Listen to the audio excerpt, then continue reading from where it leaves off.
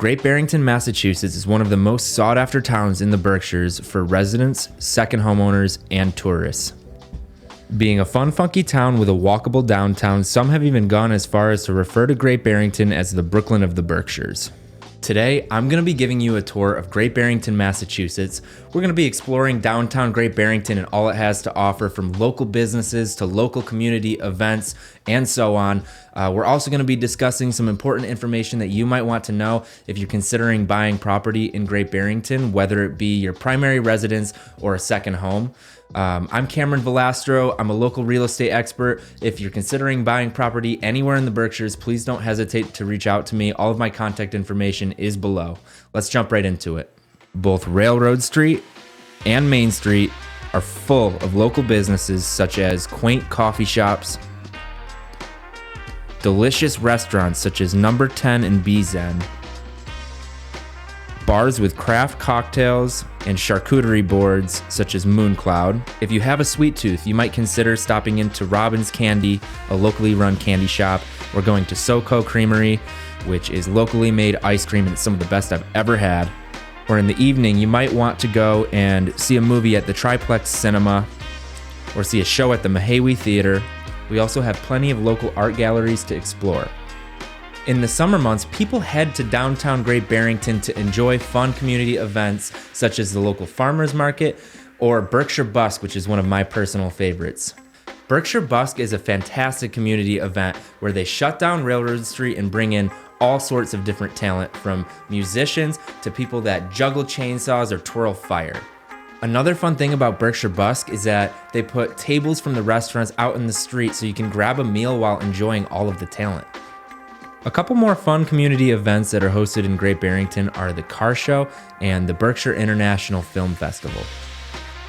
Another thing that people love about Great Barrington, as well as the rest of the Berkshires, is the variety of outdoor activities that you can enjoy when you live here. In the summer months, you might enjoy hiking at Mount Greylock or hiking Bashbish Falls. In the winter months, skiing at Butternut or Catamount are both within close reach if you live in Great Barrington. The Berkshires is also home to many beautiful lakes, so if you're into fishing or sailing or kayaking, the list goes on and on.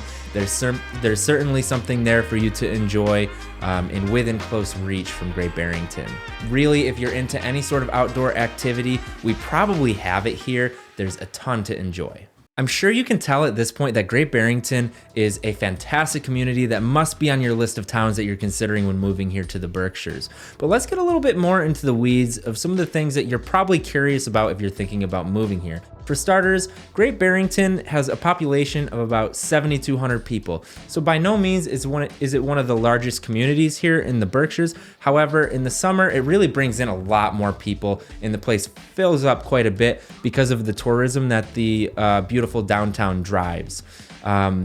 Another thing to consider is many of the houses that we have here in the Berkshires as a whole are very old. Great Barrington itself was settled in 1726, so as you can imagine, we have some very, very old historic homes, which that means that you might have some quirky features in some of these houses.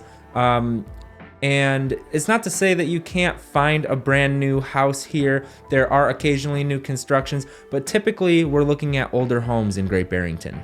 Another important thing to consider is the affordability of Great Barrington. Berkshire County has a median sold price on homes of $360,000, whereas Great Barrington, the median sold price is actually over $600,000. So it is by no means one of the more affordable places to live in the Berkshires.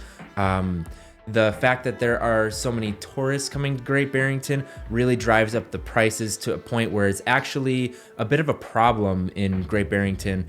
They don't have enough affordable housing, which causes some of the businesses to even have a hard time hiring employees.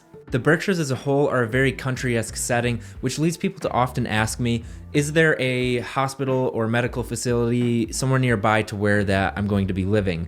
Luckily, Great Barrington does have the Fairview Hospital, which does have an emergency room, and I believe it accommodates about 25 beds. And let's not forget to touch on the schools in Great Barrington real quick. According to niche.com, the publicly available elementary school, which would be Muddy Brook, has a B+ rating. Moving on to the middle school, which is the W.E.B. Du Bois Middle School. They have a B- from niche.com as well. And the high school, Monument Mountain Regional High School, has an A- rating from niche.com. If you have any questions or comments, please drop them below. Don't forget to like, comment, subscribe, and all of that. It really helps me build my channel. Any particular questions that you have, I'm always happy to discuss real estate or the community with anyone that reaches out to me. All of my contact information is below. I drop a new video every single week about the Berkshires, so hit that subscribe button, and I look forward to seeing you in the next one.